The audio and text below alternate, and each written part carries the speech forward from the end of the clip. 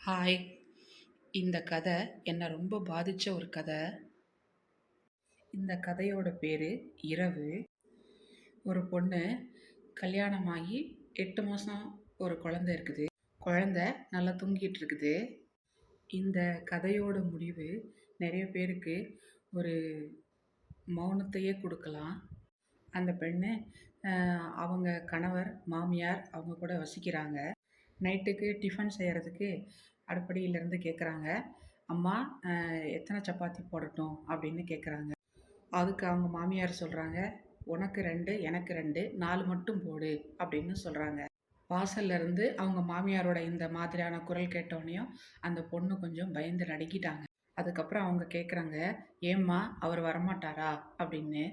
ஆமாம், அவன் ஊருக்கு போயிருக்கிறான், வர்றதுக்கு 4-5 நாள் ஆகும் அப்படின்னு சொல்கிறாங்க. உடனே அவங்க மனைவி கேட்குறாங்க, என்கிட்ட அவர் சொல்லவே இல்லையே, என்கிட்ட சொல்லவே இல்லையே, என்கிட்ட சொல்லவே இல்லையேன்னு அந்த பொண்ணு அழுதுகிட்டே ஓடி வருது.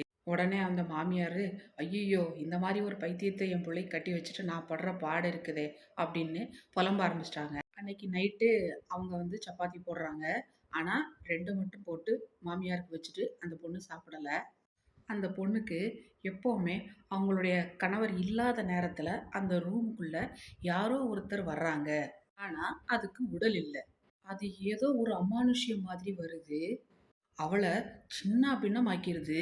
காலையில் எழுந்திரிச்சு பார்த்தா அவள் உடம்புல எந்த ஒரு மருத்துவ தடயங்கள் எதுவுமே கிடையாது, உயிரியல் தடங்களும் இல்லை. ஆனால் அவளுடைய ஆள் மனசுக்கு தெரியுது அங்கே அவ துன்புறுத்தப்பட்டிருக்கிறான்னு. இதை எவ்வளவோ தடவை அவங்க கணவர்கிட்டையும் மாமியார்கிட்டையும் இந்த பொண்ணு சொல்றா.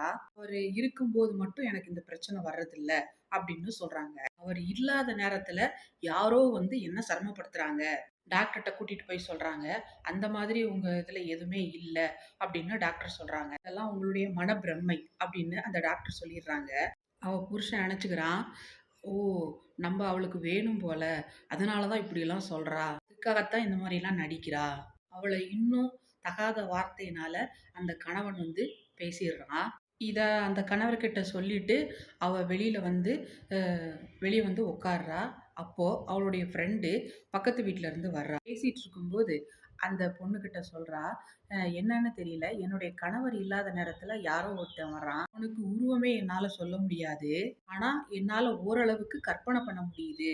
நான் ரொம்ப ஆழ் தூக்கத்துல போகும்போது தான் அவன் வர்றான், ஆனா அவன் என்னை சிரமப்படுத்துறான்.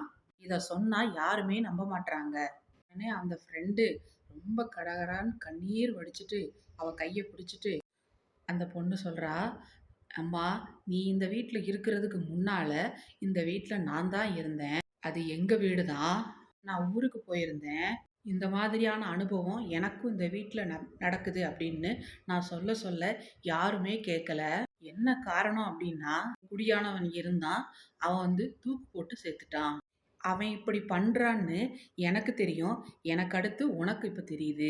உங்க வீட்டில் நம்ப மாட்டேங்கிறாங்கல்ல, என்னோட வீட்டில் பல பிரச்சனைகளுக்கு அப்புறம் அந்த வீட்டை வித்துட்டாங்க, நீ பார்த்துக்க அப்படின்னு சொல்லிட்டு அவ போயிடுறா.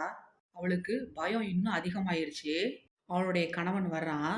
அவள் அவளுடைய கணவர்கிட்ட எல்லாத்தையும் சொல்றாங்க, இந்த மாதிரிலாம் இருந்துதான் அப்படின்னு சொல்றாங்க அப்படின்லாம் சொல்றா. இந்த ஆள் தான் என்னை கஷ்டப்படுத்திட்டு இருக்கிறான், கொஞ்சம் என்னை விட்டுட்டு போகாதீங்க அப்படின்னு சொன்ன உடனே, சி ஒரு அம்மா அப்பா இல்லாத அனாதை நீ, கல்யாணம் பண்ணிக்கிட்டதே பெரிய விஷயம், பொம்பளை பிள்ளைய பெத்துட்டன்றதுனால உன்னை கூட வச்சிட்டு இருக்கிறேன், இந்த மாதிரி பைத்தியமா இருக்கிற, எவனாச்சும் உள்ள வருவானா? அதான் வெளியில தாப்பால் போட்டு தானே எங்க அம்மா வெளியே தூங்குது, வாசல்ல தானே எங்க அம்மா படுத்து தூங்குது, தாப்பால் அப்படியே தானே இருக்கு, உள்ள எவன் வர்றான்? நீ வேணும்னே குடும்பத்தை கலைக்கிறதுக்காகவே இப்படியெல்லாம் பண்ற அப்படின்னு என்னென்னவோ பேசிட்டான். இன்னையில இருந்து 20 நாளைக்கு நான் வரல அப்படின்னு சொல்லிட்டு அவன் போயிடுறான். இந்த பொண்ணு ஒரு முடிவு பண்றா. அன்னைக்கு காலையில எழுந்திருச்சு அவ குளிக்கிறா, குழந்தையெல்லாம் குளிப்பாட்டுறா, விருந்து சமைக்கிறா, ஃபுல்லா விருந்து. மத்தியானத்துல கோயிலுக்கு போயிட்டு வர்றா. கோயிலுக்கெல்லாம் போயிட்டு குழந்தையெல்லாம் அலங்கரிச்சுட்டு, அவளும் மஞ்சள்லாம் பூசி அலங்கரிச்சுக்கிட்டு, பொட்டு பூவெல்லாம் வச்சுட்டு, புது ட்ரெஸ் எல்லாம் போட்டுட்டு குழந்தைய தூங்க வைக்கிறா. மாமியார் எங்க இருக்காங்கன்னு பாக்குறா. வாசக்கதவை மூடிட்டா. அவ தூங்குற நேரம் இது. நேரா உள்ள கதவை பூட்டிட்டு கட்டில்ல உட்கார்றா. அவள் அவன் வருகைக்காக காத்திருக்க தொடங்கினாள். பெண்கள துன்புறுத்தாதீங்க. துன்புறுத்துனீங்கன்னா, எதனால அவ துன்புறுறாளோ, அத அவ விரும்பத் தொடங்கிருவா. பொண்ணு அம்மா, அப்பாவ மட்டும் விட்டு வர்றதில்ல. குலசாமிய கூட விட்டுட்டு உங்க கூட வர்றாங்க. நீங்க எதுவா இருக்கீங்களோ, அதுவா தன்ன மாத்திக்கிறா.